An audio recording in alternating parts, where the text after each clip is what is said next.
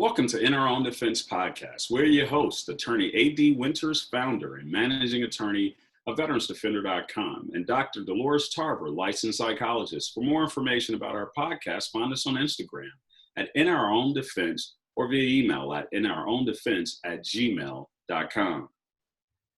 To tell you a little bit more about our mission statement, our mission is to share truths and create dialogue that increases our listeners' awareness of a variety of concerns to foster the development of a holistic plan, which incorporates mental, physical, spiritual, financial, and intellectual wellness.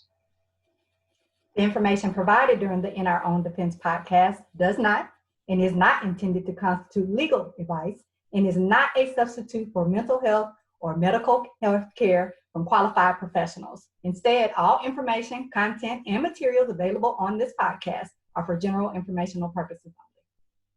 Well, good to see you again, Dr. Tarver, and welcome to another episode of the In Our Own Defense podcast. How are you today? I'm doing awesome, Sauce. How are you? I'm doing well. Thank you for asking. And, in this episode of In Our Own Defense podcast, we have the luxury of featuring life coach and author, Mr. DeRon. He's an incredible leader and an incredible relationship coach, and he tells these truths that people oftentimes may find challenging, but they're based in hard truth. Just to kind of talk about this, to set the scene of what we're doing, oftentimes I feel that the progression of our culture is oftentimes being undermined by internal sabotage, whether it's black on black crime or speaking and claiming these horrendous, useless stereotypes that people have spoke on us. We kind of internalize them and claim them and try to use them as terms of endearment. But one of the things that's really heartbreaking to me is this relationship between African Americans. It seems as if the women and men, that portion, it seems very vitriolic. And recently I read this study with this study at the National Institute of Health. You can go to their website to see it's called Married Black Men's Opinions as to why Black women are disproportionately single, and it's a qualitative study. In that study, the study's purpose was to explore the reasons Black women are disproportionately single according to the unique viewpoint of married Black men. The sample comprised 52 married Black men who resided in Northeast Georgia, mean age 43. Qualitative interviews were conducted in 2010 as part of a Pathways to Marriage study. The authors analyzed the data in a collaborative fashion and utilized content analysis to explore the relationships in the data, which were derived from the qualitative interviews with the men. The findings on the reasons for the disproportionality of the singlehood among Black women reflect that these four themes: gender relations, marriage, education and socialization, individual development, and a preference for gay lesbian relationships. Recommendations for future research was definitely discussed because it was such a finite study. Recent estimates highlighted that an important trend: Black women are less likely to intermarriage or remarry than Black men or women from other racial ethnic groups. The American Fact Finder in 2011 found that, furthermore, 7 out of 10 Black women are unmarried and 3 out of 10 may never marry. Thus, the disproportionate number of Black women who are single has been well documented. The demographic pattern is so noticeable that it has even received considerable attention from the popular media. CNN documentary titled Black in America, ABC News Nightline special titled Why Can't a Successful Black Woman Find a Man? So I know that was a lot to kind of kick us off in the show, but it was, this is a great qualitative study that people can go and read. It's a great qualitative study that people can go and read and learn more about what it is that we're seeing. So while conversations feel like they're a battle of the sexes, what do you think, what's triggering this kind of mood, Dr. Tarver? The information that you just read in that study. Yeah. So, if you want to know what's triggering that, you highlighted it because there is so much attention and press and there is this constant barrage of information for Black women that guess what? All of you won't be able to get married. Guess what? All of you won't be able to find relationships. You can hear it in the news. You can see it in that. And I do think it's important, and they highlighted it in that study. That is a qualitative study. Those are always smaller studies, and we have to be careful not to generalize those findings to larger populations. And they did mention that. But you can go to anybody's family reunion or barbecue, and the questions to women are very different than the questions they are to men. Baby, why you ain't found no man yet? What's wrong with you? Is you a lesbian? So I think that part of it is that we're tired of hearing it. We're tired of having those conversations. We're tired of being the focus. It's a very different focus when you talk about Black women in dating, in my perception, than it is when you talk about Black men in dating. And one of the things that gets a woman riled up, and I'm so happy we have our guest on, Mr. DeRon, to talk about this, is for Black men to be talking about Black women in their dating. And so I know that he has gotten that feedback from women probably countless numbers of times, especially as a married man, speaking on why women are single. So we're going to get into all of that. I'm very excited about this conversation, and we can have these conversations without it being hostile, without it being angry, without us throwing slurs around and generalizations, but just really just play around with, hey, what are some of the problems that we have with dating?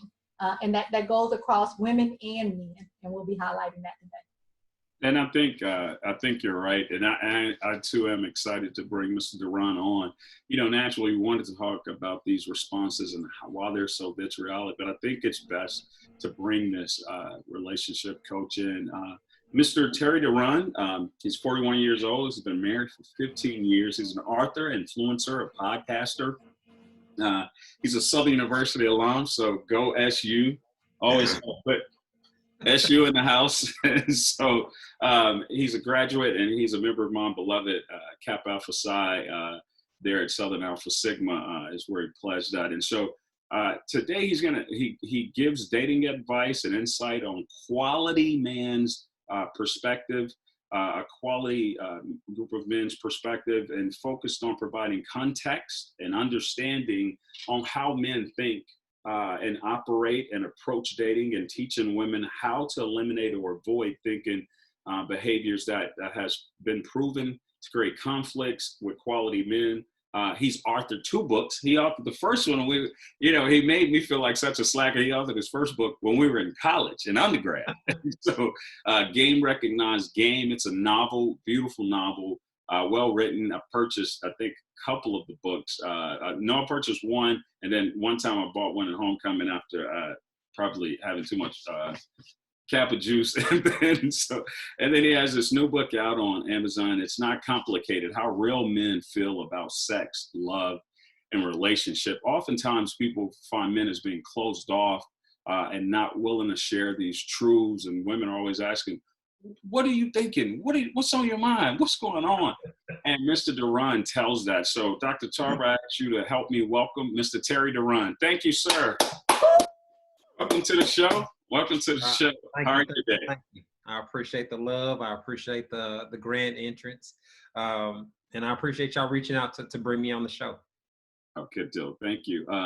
In our own defense podcast today, we're discussing barriers to healthy dating relationship. I've noticed that your approach and your style seems to be different from what I would sometimes describe as a Steve Harvey approach. It seems to be focused on being an honest broker, an accountability partner, and assisting with strategic and focused dating. How would you describe your style or your approach to being a relationship coach? I did take a completely different approach than the mainstream approaches that I saw with people like Derek Jackson, Tony Gaskins, Steve Harvey's, etc. These are people that are really popular in media in general, but are extremely popular in social media in particular. The reason that I took a different approach is I didn't really see a lot of results. I personally don't see much benefit to women talking about the men that they don't want to be with. And a lot of those other guys, they target the past trauma women have experienced, their past dating failures with undesirable F-boys, bums, deadbeats, etc. And so from a logical standpoint, that makes no sense to focus your time and energy speaking about them. when the men that women really want to be with, those are the ones they're having the problems with. And so my logic was, if I can provide women with the authentic perspective on how quality men think, feel, and operate, it would do a couple of things. My primary mission is to provide that voice for guys. A lot of men can't articulate themselves the way that I do. My line name is communicator. I speak better than the average guy, especially when I'm talking about subject matter that I'm passionate about or really interested in. And I can't think of nothing I'm more passionate about than romantic endeavors. So it's really interesting to talk about, and it's really beneficial for the people that actually listen. Secondly, I wanted to correct a lot of the misinformation that's out there, and the myths and the assumptions that a lot of women use to formulate their dating strategies. It's a brutally honest, a tough love type of approach that comes with a lot of feedback, a lot of negativity. It's hard to tell whether that's just because it's on social media or because of the subject matter, but those two together make for very hostile conversations for a lot of people. But it allows me to reach people all around the world. It allows me to spark conversations, spark thought, and trigger that perspective for some people that listen to my content, where they get that aha moment, where they view dating from a different perspective, or they look at it from a perspective that they've never experienced personally. So I'm doing my best to spread the word and try to bridge the gap between men and women, and hopefully bring down some of those numbers you referenced earlier. Good deal. Well, I am ready. I have got my Vaseline. I can take my earrings off at any time, so we can go ahead and get into this fight that we're about to have. Absolutely joking, but I do know that these conversations are tough for a lot of reasons that you just mentioned. We bring our past experiences into any new experience, and a lot of times our strategies, as you said, are based on old things we've tried.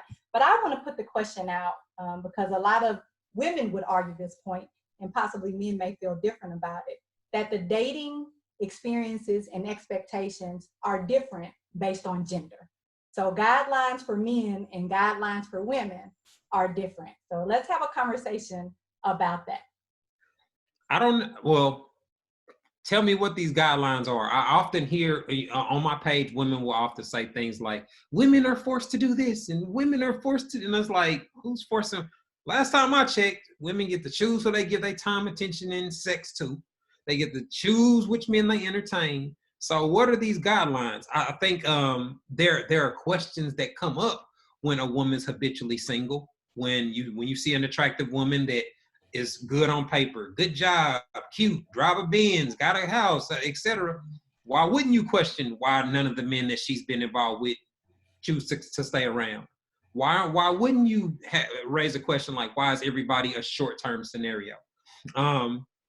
And like you said, the questions that come with women about kids, about marriage, etc. And it's something that they have very little control over. Well, I say, look, that's not a very little direct control over, because a woman can definitely increase her chances of getting wifed up if she operates in a way that minimizes and decreases the conflict. Like my strategy is like super simple. Let's just eliminate the stuff we know create problems, and if you do that in any scenario, you're gonna have a less problematic scenario, which translates to being more enjoyable and more likely to last. So that's the approach that I take, because from a male perspective, that's how you get to be a hoe. That's how you get to be a thot. You maintain healthy relationships with all the women you're having sex with, and you keep it that way. You know what I mean? You perfect meeting new women, getting them on board, getting them to trust you and like you to that point. And so it's kind of ironic, all the things you learn from being a former hoe and having a promiscuous past. Before you go down the hoe scroll, let's get back on the, so here are some examples of differences. You just mentioned, for example, why wouldn't I ask a woman why she is single? That question in itself, women would argue, is biased, because there is an assumption that is underlying that there's something has to be wrong with you for you to be single. So men will approach a woman with all right, let me see what's wrong with you, is what some people might say. Whereas when women approach men, there's not necessarily that same double standard. Like, you may not necessarily hear a woman ask you, why are you still single? There's just, I think, and much like Attorney Winters pointed out earlier in these articles, right? We expect that something's going to be off with some of y'all. Is kind of the message that women are getting. So now I'm getting scrutinized. That's accurate. I mean, from the male perspective, it's very rare to meet and date a woman that has a minimal amount of unnecessary drama. So men expect a certain level of chaos and drama, largely in part because women are a lot more emotional than us. And the natural process of resolving conflict or getting through arguments often is very difficult from a male perspective because of what they encounter on a regular basis. The deflection, the lack of accountability, but what about this? Like, I experience this kind of in my comments all the time. It's almost impossible to have a discussion about something a woman does that creates a problem in a relationship without women doing everything in their power to reverse the conversation about what the men they don't want to be with do. You know what I mean? It's not, they don't talk about the quality men. They just want to focus on the bums, the deadbeats, and the dudes nobody wants. So it's like, from a guy perspective, it's like, well, y'all naming stuff that we don't do. We don't do none of this passive aggressive stuff. The quality men y'all want to be with don't operate in these ways. So why are we talking about the men that do? You know what I mean? Like, so that's the experience and the expectation I think most men have when they approach any woman, because they've seen it with their moms, their sisters, their cousins, their neighbors. And it's like that emotional decision making, that hopeless romantic ideology is problematic, and you can observe it throughout life, you know, if you just take a step back and pay attention. Attorney Winters gave me permission to just bombard you with questions, so I'm going to take my privilege. Because I would say again, that is a difference in perception, because I would argue, and of course I'm a mental health provider, so I see the people that are good quality folks that still have a lot of challenges, that there are very good men who have a lot of hard times communicating themselves. I see a lot of great men who want to avoid conflict to the point that they don't address anything in their relationships. They'll check out. And I say a lot of good quality men who have assumptions about women, that they're going to be difficult or emotionally expressive. And so I think that sometimes we end up saying to women like, hey, you all are educated and qualified and you still have these challenges. But women would argue that you're educated men, you have all of these great characteristics, and you can still have those challenges too. So why are those looked at as different? Why is the conversation approaching dating different for that educated, qualified man versus that educated, qualified? Well, I think the biggest difference is the dude is forced to adjust. The dude that has the problems that prevents him from having success with women is either going to adjust or just be at home playing Xbox out and with Mary Palmer. Like, so men don't have the option of having a I'm not going to change type of attitude like a lot of women do. And men are not struggling the way that women do. Even the men that may have issues, they may not even be really desirable. They're able to get consistent time, attention, and sex. And so from a male perspective, marriage, kids, and all that other stuff is optional. So if men are meeting their threshold or their goals consistently, they don't have much incentive to change. And so that's another reason I don't see the point in preaching to the F-boys and preaching to the guys that women don't want. They not listening anyway. They like, we good. We already winning. Like the biggest struggle we have is only sleeping with one woman. You know what I mean? Like trying to dwindle down to one woman. So to me, everything that we see, that ain't struggling from a male perspective. You know what I mean? Like they might not be husband material, but they able to consistently meet their relationship goals and their dating needs. So they're not about to change how they think and operate. And I think the women that approach the conversation with well, men struggle too. Well, men need to do it too. Like, yeah, you're right. You can name a whole bunch of stuff that men that are not nearly as successful as men like me need to do. Why they don't do it? I don't know. Why they operate like that? I can't explain it. I don't even see why women would care. You know what I mean? Like, learn to identify them and avoid them. You know what I'm saying? Learn about how to focus on the men that you do want and how to appeal to him, how to make yourself more desirable to him. That's what we do. I'm not focusing on how to make myself appealing to some fat, ugly chick. I don't care what her perspective is. I'm focused on the cute, attractive women I like. I'm going like, so that type of approach simplifies things and makes it make sense from a logical perspective to me. And I think the women that get out of this, I need to get all the other guys to admit that they're wrong and admit that they need to improve. That's never gonna happen. You know what I mean? Like, so I don't spend my time and energy focusing on that because I just think it's a waste of time and it doesn't yield results. If a woman can learn to not get herself cut off or to not mess up the dating situation she has with that quality husband material dude, she got a much better chance of ended up married, you know, reaching her relationship goals than the women that don't.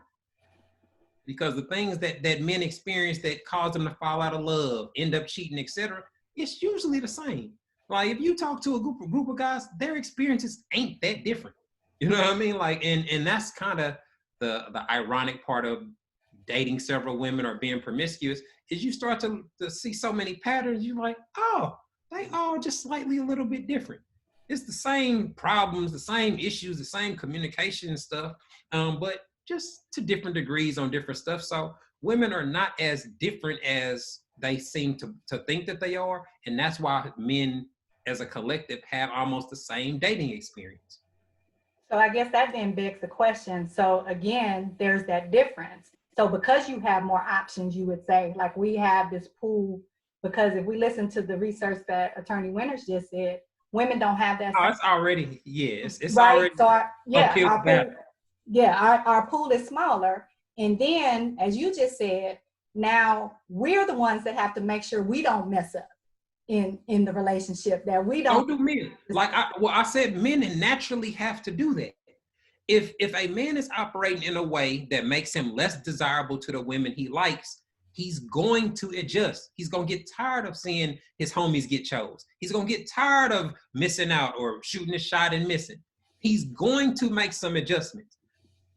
The men that don't are the 40-year-old virgins or the dudes that don't get looked at. Like, and nobody's checking for them. And obviously they don't have the self-awareness to make the adjustments on their own. So those men are going to struggle too. Or they're going to settle for somebody that they probably don't want to be with. But that's a personal choice. You know, the men that want to have success and want to be desired by the attractive women willingly make adjustments, willingly take criticism and make improvements on the experiences that the women dating them have. All right, Attorney Winters, I've run that one out. So I'll let you ask one. Hey, listen, I'm over here trying to see if I can get some popcorn on this show.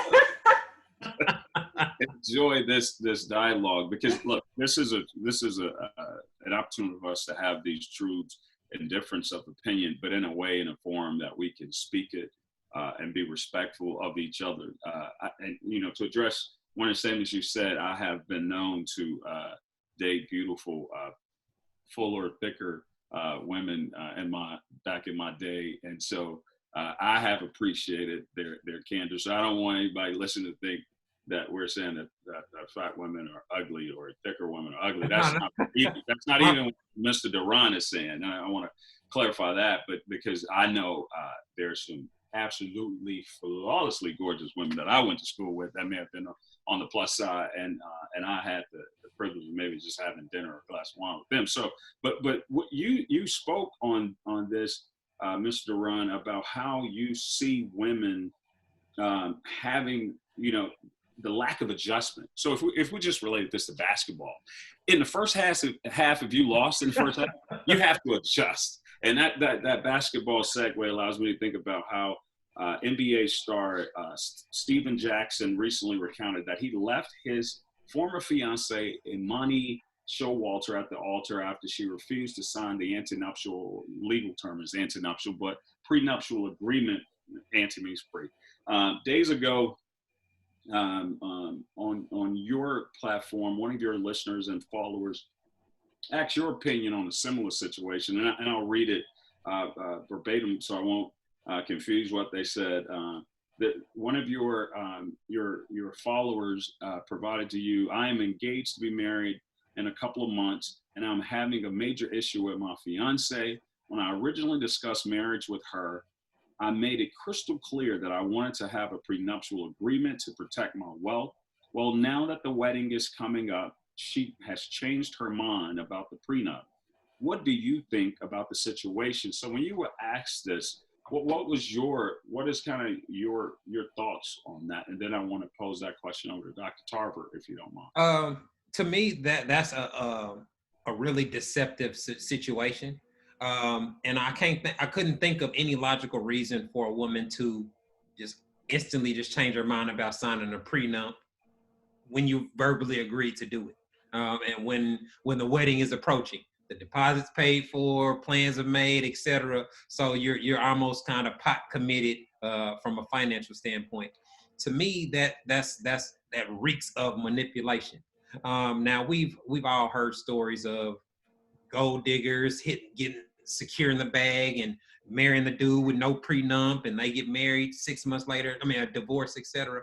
So this looks like a situation where a person with wealth would be foolish to go through with, especially without a logical explanation. Because from my understanding, women get to sit with their attorney and come up with the agreement, terms, conditions, whatever, what they feel is reasonable and fair. Both people are represented. Both people get to participate in creating the agreement. And so to verbally do all that and say you're going to sign it and then not sign it at the end sounds like a Steven Jackson situation. Definitely. Dr. Tarver, what do you think are catalysts for someone maybe having this, okay, I'm willing to do this, I love you, and I understand your desire to protect your wealth. I understand how it costs you nothing to get married, $300, $400, or whatever, to go and get a license and get married. But as you exit out of there, it's a bit more precarious. So what are your thoughts on what would lead someone to change their mind on something like that? And, of course, we don't know what happened in these people's relationships prior to that. We just see these news stories. I will say oftentimes when I see people change their minds, they may not have felt like they had good representation. They might have felt bullied into taking that offer. They might have felt that they were in a situation in which they didn't have other options. I think sometimes things are sprung on people, and it's not that they really talked about this before. It was an ultimatum kind of situation. Whenever you have more power in a relationship, that always changes the dynamics. And so if I'm coming from a place where I have less power, then I feel that I am compelled to have to do what you ask me to do, which is why we have these dynamics in abusive relationships. To Mr. DeRon's point, I think manipulation can go both ways.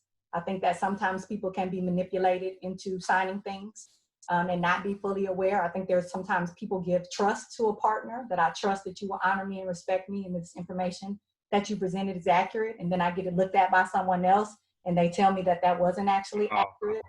Okay, yeah, I ain't thought of. Well, okay, if there's some misrepresentation, then that's completely different. But I can definitely see that. Coercing somebody into signing, but I was operating under the assumption that that's not the case. He said that they agreed to do it. You know what I mean? Like, so to me, that indicates that there was some agreement and it was a mutual decision. If somebody's being coerced or being deceived into signing a prenup, like you hiding wealth or you misrepresenting something to that effect, then that's something that's completely different. But just from a basic standpoint, like a woman that's marrying an athlete or some type of millionaire, I can't think of no real reason where everything is on the up and up, where you're going to come away with 6 to 7 figures at the minimum, You're going to get to live a millionaire wife experience for however long the marriage does last. You get to move in the mansion. You get to cop you a Bentley. You get to, like, what are you missing out on? Like the leverage or the decision making to me. So you love them, you having kids with them, everything is all good, but I refuse to sign this paperwork that says I walk away with this with X amount of dollars. To me, that's horrible decision making. And the way that the Steven Jackson situation played out, where his baby mama just kept trying to hit him for more child support and all this type of stuff. That's the kind of typical situation that men look at when it comes to prenuptial agreements, and women that finesse their way into engagement and then try to change their mind at the end. Yeah, from a legal standpoint, these things present challenges. To what Dr. Tarver spoke about, naturally, if there's been some sort of fraud, duress, there are certain things that would prohibit the contract, because an agreement, this is a contract that they have. You have to have an offer, which is a manifestation, will, and sentence to an agreement so many as to justify another person's sentence invited and would concluded, and then you have to have an acceptance, which is the I accept, the assent. And so when you have those two things, considering that there are no vices that have harmed the making of that contract, then the contract's going to be valid. Oftentimes, in any agreement, and in the practice of law, you see people saying, hey, here's the agreement, go ahead and sign. Here's the lease, sign this lease. And then something like COVID-19 happens, and then you're like, wait, I can't pay my rent now. And that's unreasonable for me to have to pay rent when I don't have a job. The world has ended, essentially, and we're stuck in the house. Where am I going to get that kind of money to pay that rent? And so people are like, well, the Supreme Court says your signature is not a mere ornament. It's not a mere ornament. Once you sign that, that means that you are compelled to be part of that. And that's why we make signing so important. Historically, ages ago, they used to exchange left shoes. In marriages, part of what we've gotten away from is part of this old school marriage stuff was the father paid for the wedding. The father of the bride paid for the wedding because the father also was the groom asked for that father's hand in marriage because the father typically was going to give the groom something for taking up his daughter and taking care of his daughter for the rest of his life. Now, granted, we don't live in that space and time, and we're not antiquated. We don't have milk and maids and all this foolishness. But there are certain expectations that we've carried over, and then we don't carry other expectations over, right? The wife is not chattel. She's not your possession anymore. She is your partner, right? You guys are merging a business. This is a merger, not even an acquisition. This is a merger that two individual companies, as it were, are bringing their stuff to bear to try to merge. And then the people have to decide what is exactly coming in this company and what is exactly not coming in this company. You have 15 college degrees. Are you bringing all of that college debt, sir? Are you bringing all of that to bear and I'm not going to be responsible for taking care of that? Are you bringing all them kids and I'm going to have to pay that child support? Are you bringing that's a real legitimate discussion that people need to have with counsel. Now, I'm not plugging lawyers, but sometimes these emotional decisions are because we can't have them. We already laid the foundation saying men are not as emotional or not willing to share their emotions because men are emotional, but they're not willing to share these things. Sometimes having a referee or detached and neutral person to be able to guide through that, have your own lawyer for a contract. Let her have her own lawyer for a contract. And then go through premarital counseling. So because what may reveal itself is, hey, this merger don't need to happen. Might not be compatible. That's okay too. So that's my kind of take on it. And I'm sorry, Dr. Tarver, and refight. Let's go. Get back to fighting. Let me just take these. All right, Mr. DeRon already on my hit list because he didn't talk about the plus size sisters. I'm kidding. But that leads itself into this conversation about communication. And I think that we as men and women, we struggle to be able to effectively communicate with each other. We all have different perspectives, even on this Zoom call. And at some point, we have to stop a conversation, whether we agree or disagree about the final outcome of it. What would you say, Mr. DeRon, are some of the things that interfere with us being effectively able to communicate with each other? The desire to be right is a very big component of it. That reacting to how something made you feel, opposed to the motivation or the intent behind the message seems to be, because I get this almost every day. I get it. I hate women. I bash women, and it's like, hold on, how's me telling you how you hurting your relationship bashing you? You know what I mean? Like, if a comedian made a skit showing that women are doing something irrational to have that hurting their relationship, y'all love it, y'all like it, y'all, it's all good. But if I just put it in a post that's bashing women all of a sudden, so it's inconsistencies like that that make it hard to express the male perspective. And when majority of the time the most important issues are happening in an argument or at the time of conflict, it's even harder for a man to get his point across, because as soon as you say, oh, you're making an excuse, oh, you're just a liar, you know what I'm saying? And it's like, now instead of finishing your thought, you have to correct the accusation that was thrown at you, or the assumption that was thrown at you, or the misrepresentation of what you said, you know, like, so it's like most guys can't do that in real time. You know, when they mad and you saying stuff to intentionally piss them off and doing all these type of things, majority of the time he's either gonna meet you at that level or check out. And that's the kind of the barrier that men experience. And like Anthony was saying, a lot of guys struggle to express themselves. That's kind of where I come in. I get so many guys that's like, man, I screenshot your caption and I sent it to my wife, because they can't put a long string of thoughts and explain the process and the rationale behind it and the way that I can.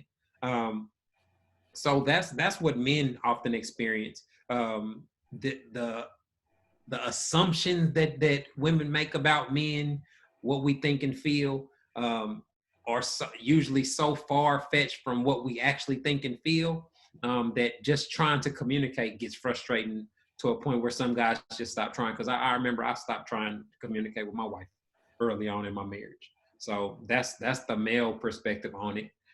For the men that are effective communicators, that don't have communication issues with their colleagues, with their friends, with nobody else, but they'll have communication issues with the woman they're romantically involved with because of some of those issues.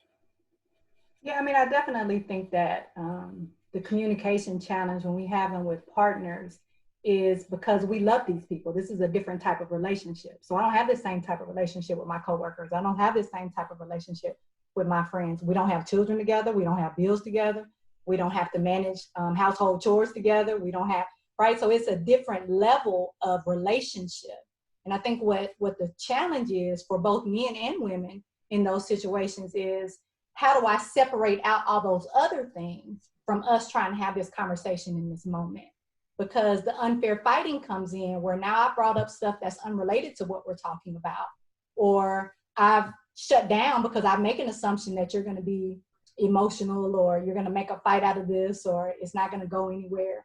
And so I don't even give you an opportunity for us to have a conversation. So I think those are communication problems, even outside of it just being man versus woman. I think that is, how do you communicate with somebody that you have multiple levels of type of relationship with, that ends up being a challenge in those relationships? Yeah, because I could see that, because you mad about something he didn't fix your tire, but now when he's talking to you about something you did, you take it out like, yeah, that manifests itself all the time, where a man will be talking about problem A and she brings up Q, R, and S, and it's like, that don't got nothing to do with what we was talking about. Men typically don't have that problem when we engage in other men. So that's why I said that's something that I can't even think of no situation where I've had situations like that with and not no guys that I'm cool with or I interact with on a regular basis. Like they don't assume the negative in it and everything that I say. They don't assume malicious intent behind something. A lot of way that a lot of women do when it comes to men. And from on my page, I often post about, like, how can you view everything from a negative perspective and expect to have a healthy relationship? You know what I mean? Like if you can't trust him to go nowhere without trying to have sex with somebody, why is he your man? Why is this the dude you're trying to get to put a ring on it? You know what I mean? Like, so I try to take the step back and ask those kind of questions, but they very rarely get a direct response. You know, part of it, I think, is how we're socialized. We're socialized different as men and women. And, you know, going back to this point that the guidelines are different for us in dating. The perceptions are different for us in dating because we're socialized in very different ways. Women, the way that we're socialized is that we talk about things. We talk through it. We'll talk through it in multiple ways, in multiple different times, and we'll come back later and we'll talk about it until we feel like we've addressed it. That's the way we problem solve. We actually think out loud as we problem solve, as opposed to men being socialized in different ways. Because you all are, we're if you think about even how kids play, girls we do fantasy play. We're princesses and dolls, and we're making our little toys talk to each other, and they're in relationships. And we're playing in kitchens and we're doing all of this stuff. Boys are socialized in very different ways because you're not oftentimes even allowed to do that. Like a lot of men's fathers would be like, I wish you would do some fantasy play. I wish you would be over here in this kitchen. Like you're gonna play with these Legos, you're gonna play with these trucks, you're gonna play these sports. And all of those are very different interactions because they require, here's the job and I need to get the job done. Here are the steps to get the job done.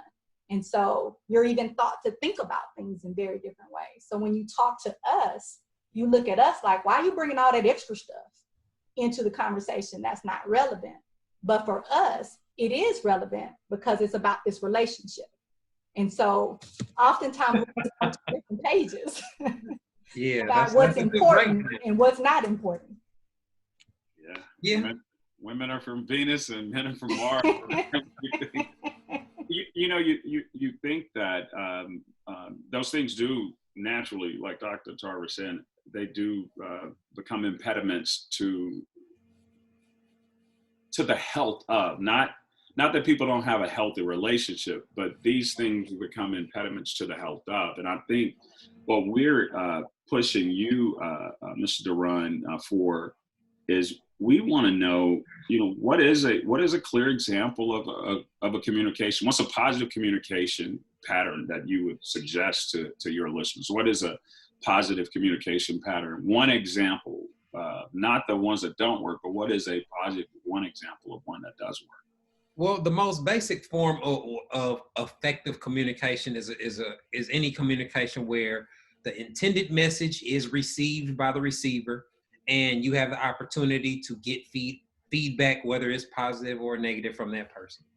And so what often happens, though, is the communication, the person expresses what they think or feel. I'm mad about this. I feel this way. I want this.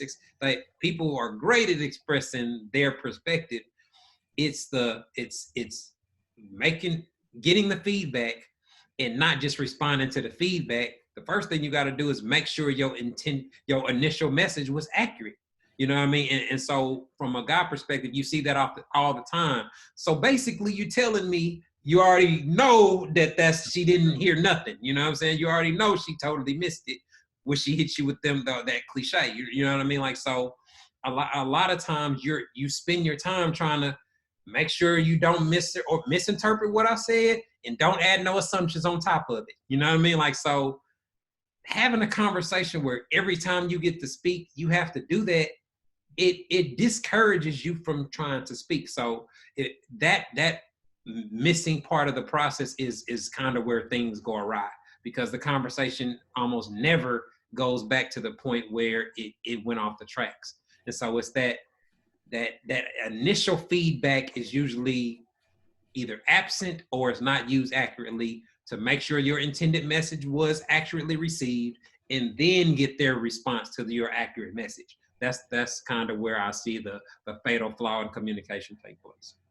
I think that's a great pattern. Dr. Tarver, would you agree that if you set those, we talked about some of the impediments, we talked about this is a clear path, positive path to communicating well with Mr. DeRon.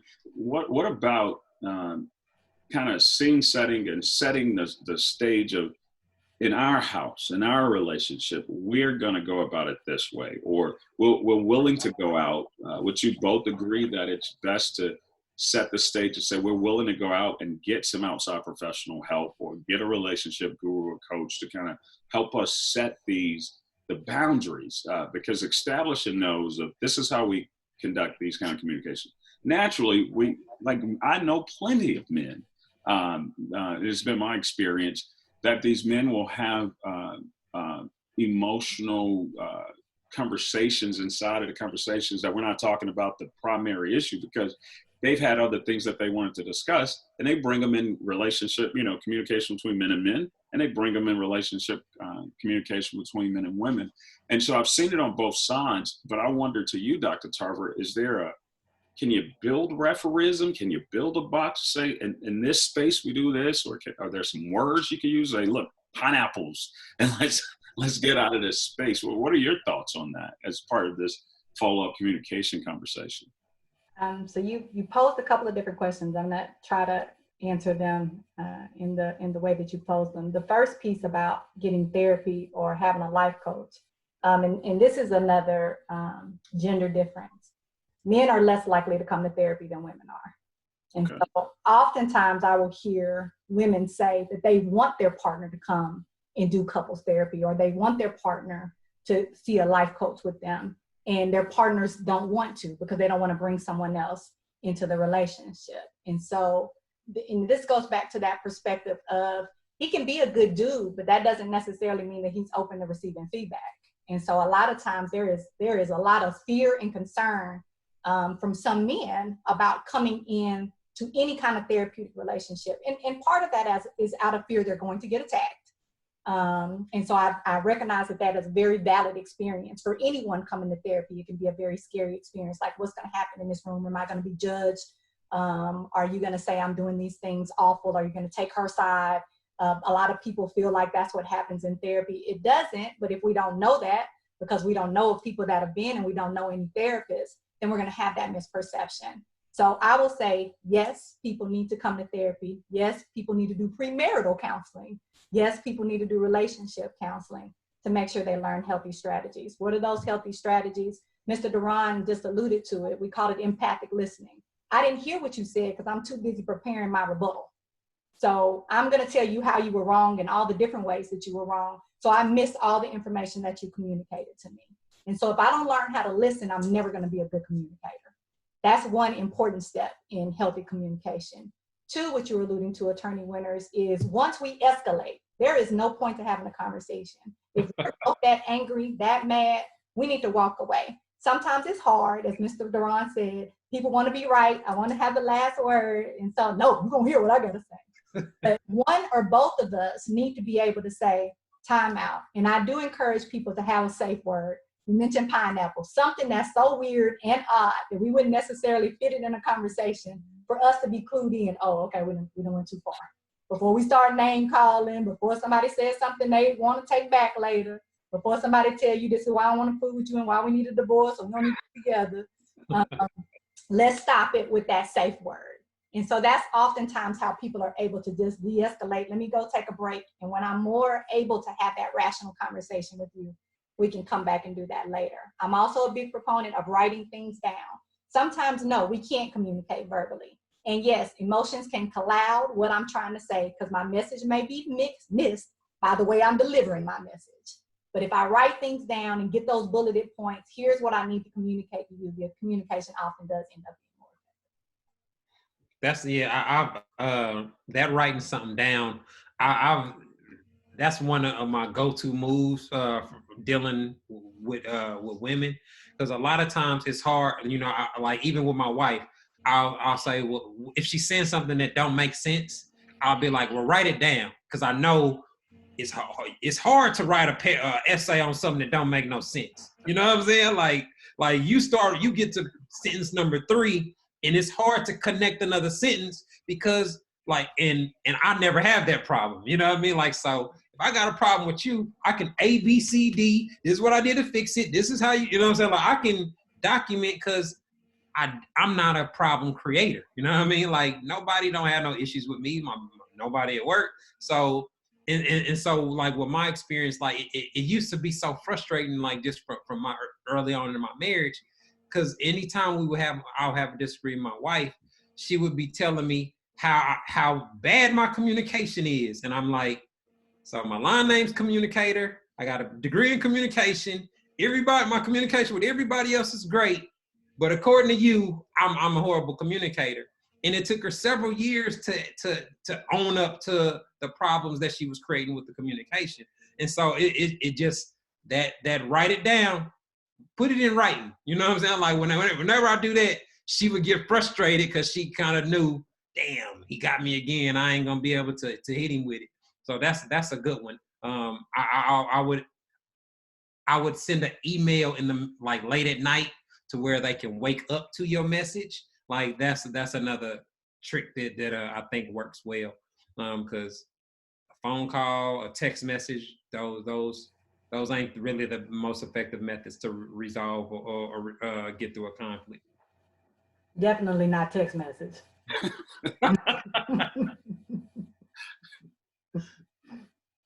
So I would, I guess that, kind of piggybacking off of that, you put out you've put out a lot of good kind of content, and Dr. Tarver and I, we discussed some of these things to ad nauseum at times, and at times it feels like it is a lost cause. Like why are we so committed to this internal dating within African American culture? Is it better that people focus on love without these restrictions or these checklists and all of this that we find ourselves being beholden to? Because we set up these, and correct me if I'm wrong, but my supposition is that we set up these rules that we hold over our head, and then we start trying to go out and find a partner to fit that rule. So we live in that space. And then, so maybe similar to like marrying at first sight, or, opening the dating pool to saying, I can maybe find my partner or somebody who I'm more compatible with outside of my race. Do you believe that it is a lost cause, number one? And two, do you think they should open up the dating pool to outside of their race? Man, this is a tough. I usually don't discuss race and dating. Dating is Let me get my earrings ready. But I don't discuss it because I know Black women would feel attacked and et cetera. Feel like I'm coming for Black women or whatnot. But I'm married to a Black woman. Like I only date Black women. You know what I mean? Like, so I don't. That's definitely not the case. I don't think it's a lost cause. It's definitely possible for I don't believe everybody operates in a way that is conducive to a healthy relationship. So that being said, choose those words carefully. Choose them carefully. I think a large percentage of people are capable if they make some adjustments or to either how they think, operate, or view the opposite sex. If they can come, if we can make sure that their expectations of how a healthy relationship functions, is formed, et cetera, is realistic and practical, that checkbox. Make sure that they have methods to determine whether they're actually compatible with somebody or not. Get that checkbox. You know what I'm saying? Like if you can get, like I created a dating and compatibility guide that kind of, hey, let's dummy proof the process. You know what I'm saying? Like check for this, check for communication, reliability, you know what I'm saying? Responsibility, ambition. Like it's telling you just kind of what to look for, because these are the things that make it possible for you to last with somebody for a long period of time. But yeah, it's possible, you know what I mean? Like we have, as African Americans, we have a particular set of issues that is a direct reflection from slavery and white supremacy. And if you're not aware of that and how that impacts Black men and women in relations, then that's part of the problem. But you don't always want to just bring up the race card every time we're talking about dating. But the way that a lot of Black women view Black men is a direct result of slavery and the financial position that Black men was put into compared to white men. White man represents wealth, stability, the American dream, etc., and the Black man represents single motherhood for the most part, for the way that a lot of women perceive Black men. All my pain came from you. All my past trauma. Y'all let me down. My dad let me down. You know what I'm saying? So it's like we got a whole bunch of negativity to overcome reach that healthy space. So it's possible. We just got more, healing or repairing to do for our community in order to make those numbers flourish like they did back in the 50s and 60s. Well, I see Dr. Tarver is not putting her Vaseline on her eyes just for this fight. So that truth that you just spoke seems to be working. So, Dr. Tarver, I would pose it to you. I hear, I've heard it a ton, and I'm sure both of you all have heard it a ton. Black women are saying consistently, I want to be with a brother. They want to keep our culture going, as it were, with two Black parents, and they strive for that. And that's why they work so extremely exhaustingly hard to have a relationship with an African-American male who has experienced this American experiment similar to them. And so, do you think it's a lost cause eternally dating, A? And do you think that they should open the dating pool, considering some of these things that we posed today? I will, believe it or not, agree with Mr. DeRon on the checklist part. And because I do think, and we have had a lot of conversations about this, I talk to people about dating being like job searching. So why are you interviewing people that don't even meet your minimum qualifications, much less your preferred qualifications? I do think that is a waste of people's time. Women tend to stay in relationships much longer, even when they're unhealthy. And so what we want to do is stack the deck. So let's get someone who actually does meet those needs that you have, instead of you trying to, because we like to fix folks. We like a good project. Instead of me trying to fix someone who is, one, not mine to fix, and two, that is not how I should be approaching a relationship. Let me actually meet with someone who we have more similar values, because that is going to help our communication. That is going to have, where we come from is going to be very similar in terms of child rearing, discipline, finances, how we communicate, how we view family, instead of me dealing with someone who, as Mr. DeRon says on some of his podcasts, can't even show up to pick you up on a date because they don't have transportation. So, and that's not a knock against someone, but if that's not what I'm looking for, then why am I bringing you in for an interview? I only need to be bringing in those qualified candidates. The other part of that is, I will say that he's absolutely right. You both are right. Like Black women, we love Black men. Now, there is a strained relationship. You're absolutely right, Mr. DeRon. Some of us have not had the greatest relationships with other men in our lives, whether that be fathers, grandfathers, uncles, brothers, whoever it may be, people that we've dated. And we bring wounds into our relationships. Men and women bring wounds into our relationships. And that is what guides us in the choices that we make. And if we don't heal from those wounds, we will continue to make those same mistakes over and over again. And so oftentimes we end up being in relationships with people that are going to hurt us, because that's the wound that we have. So I'm going to go pick someone who was like my mother, who was abusive and critical, because that's what I'm used to. And I'm going to pick someone who isn't faithful to me, because that's all I saw growing up. So if I don't fix that within me, there's nothing that any potential partner is going to be able to do to help me with that issue. But some of us look at other ethnicities very skeptical, because there are stereotypes that were discussed today about Black women. Other ethnicities have stereotypes about Black women too. And so we get a lot of negative feedback, even from other ethnic groups, about, oh, Black women, we know y'all got a lot of attitudes, y'all difficult to deal with, difficult to work with, nobody want to fool with y'all. And so you don't even want to go into that. And then some of us, the idea of a white man who we know raped some of our ancestors, like we just can't get to that level. Like I can't see past that hurt from the enslavement experience. And so I don't want to be in that relationship with you. And not that there's not good, healthy white people out there that aren't abusive and aren't trying to rape, pillage, and plunder. But to be able to separate oneself from that is difficult for a lot of Black women. And so, yes, interracial dating for us sometimes is not an option.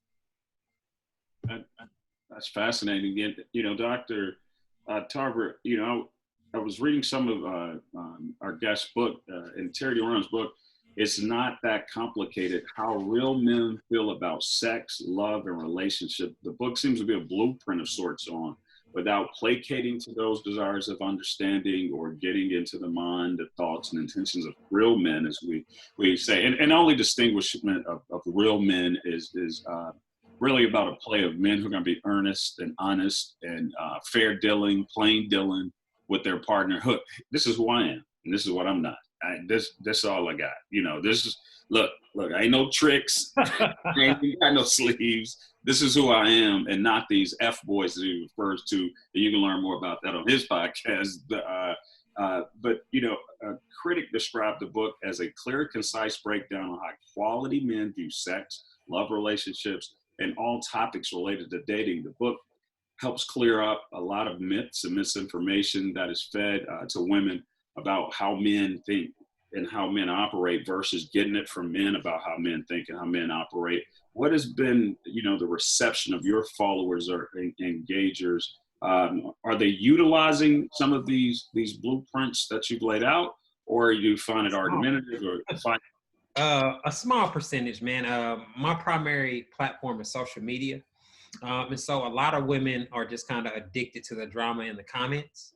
So they come to my page just to be a troll or just to argue and just to be in the men do this, so like it's kind of like in the comment section, it's a battle of the sexes, for lack of a better terms.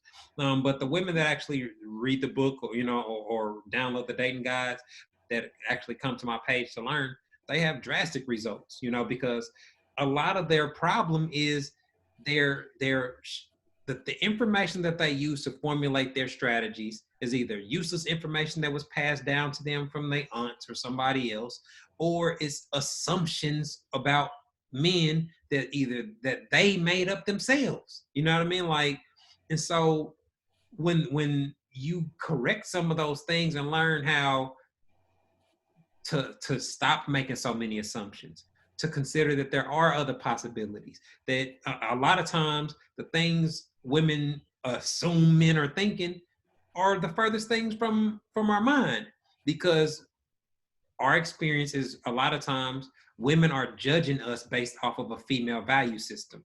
And so if you don't handle a situation how she would have handled it, or you don't say what she would have said in her brain, you wrong, and she's got an issue with it. And it's like, hold on. I don't tell you how to be a woman. You know what I'm saying? Like, I'm not telling you that you're wrong for not caring about the NFL playoffs like I do. You know what I mean? Like, so it's a really unfair scenario that men find themselves in when you're being criticized for thinking like a man when that's what you're asked to do. You know what I mean? Like, so as far as the book goes, for the women that actually listen and get that real perspective on learning what a quality man is and isn't, how we really operate, and dispelling some of those myths, it's almost impossible to not have a better dating experience when you get clarity on a lot of those things. Dr. Tarver?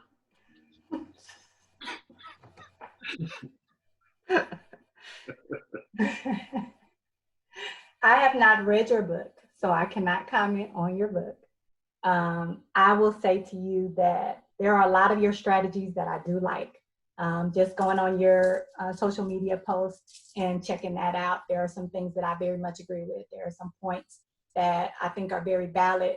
I just look at it from the perspective of they're valid for both men and for women. And I think oftentimes what women get frustrated about is that they feel like the stereotypes of women, that we're combative, argumentative, make assumptions, are difficult to communicate with, try to get you to think the same way that we think, can be very much assumptions. They're not always true. And I can very much argue that for some men, it is very difficult for them to receive feedback. And that because they make those assumptions about women, that it is difficult for them to communicate. So I will say that for some of your viewers, they're not always just trolling and trying to give you a hard time. But their struggle is that sometimes it feels like the perspective is, here's where you women need to address things. But then I don't acknowledge that men have these same challenges. Even if they're these good quality men, they can still struggle with these same challenges too. And just like I don't want you all making assumptions about us, I think it's important that I present a fair and balanced side, not to make assumptions about you. And I think that brings me right into my next question was, we talk about this in accountability and on both sides. Dr. Tarver,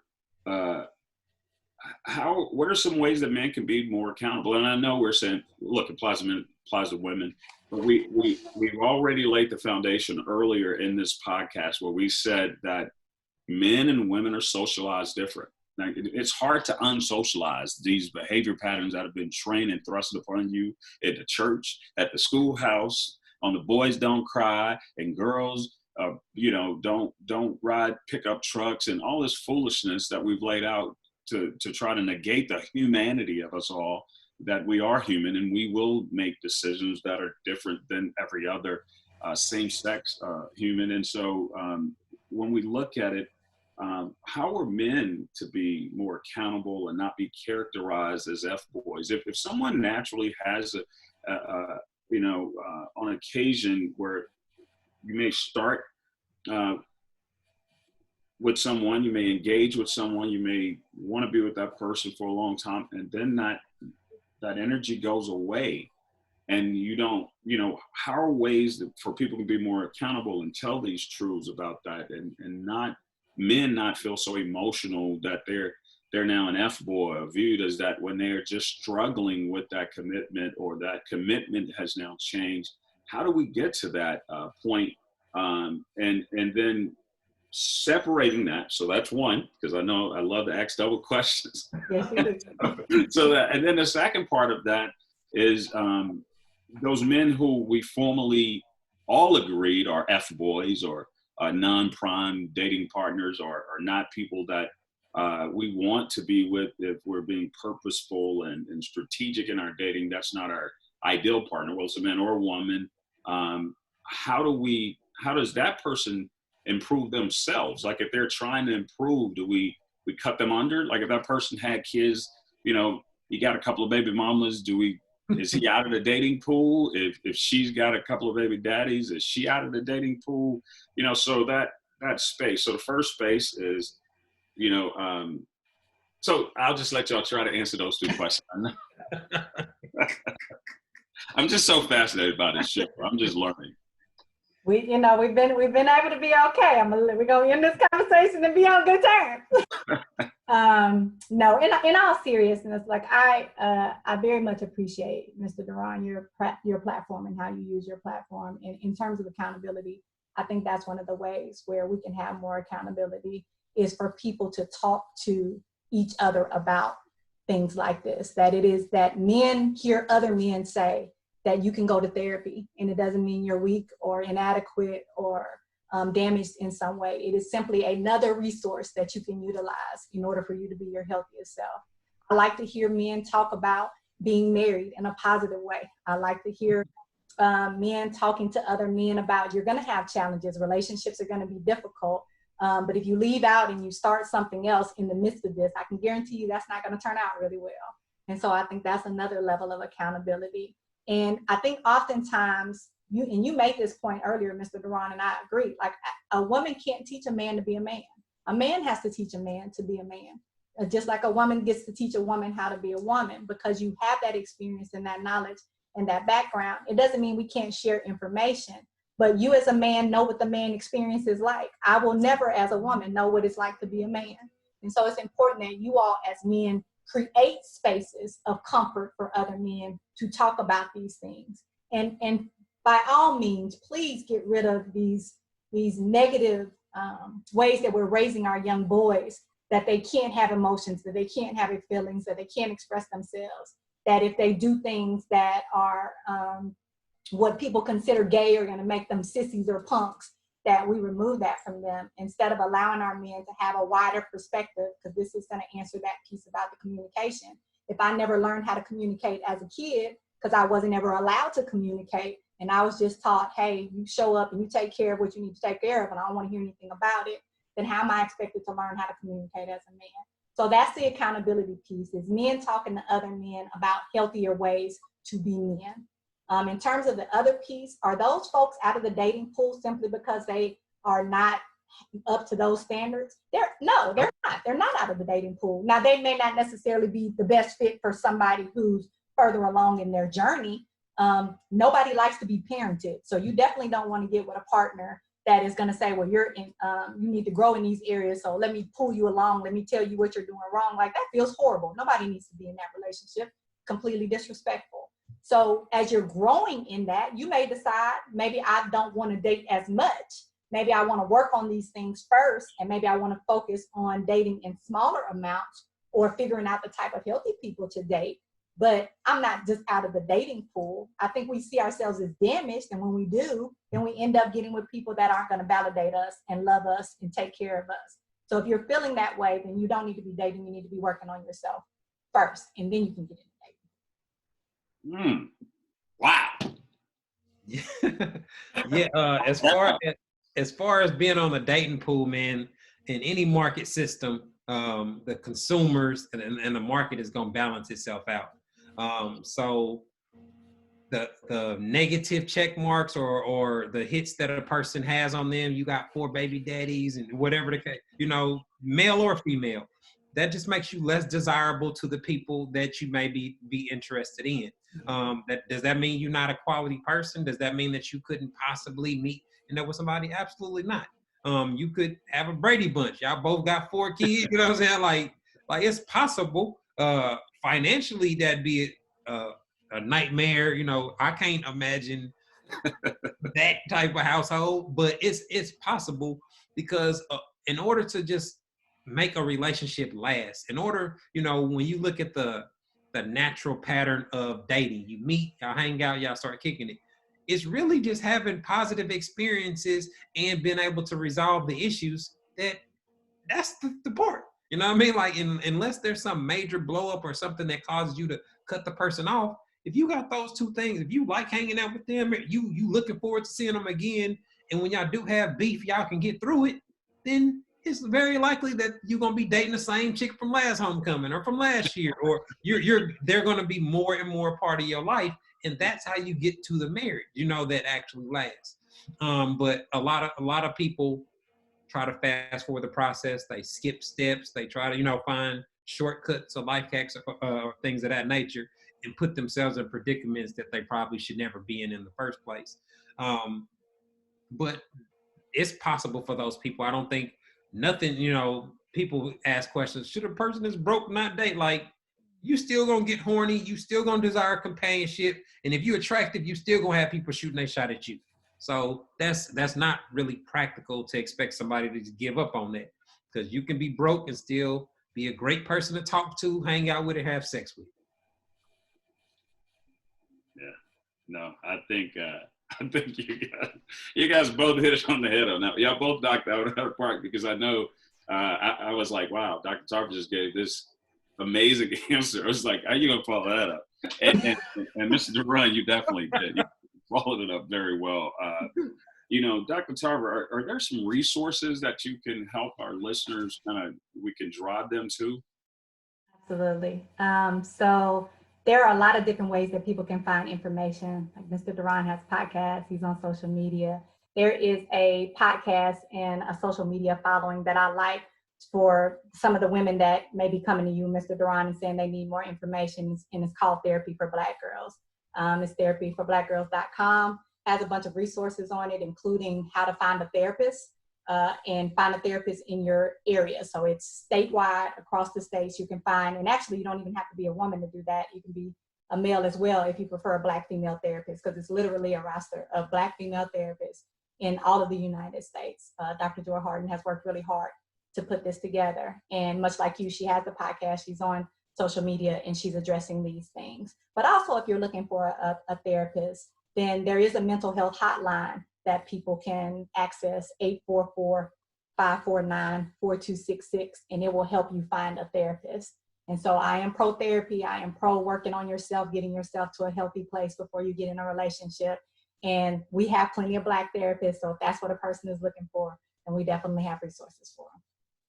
Well, in our own defense podcast, we've been discussing in this particular episode barriers to healthy dating relationships, and we had the privilege of bringing on author, coach, Mr. Terry DeRon.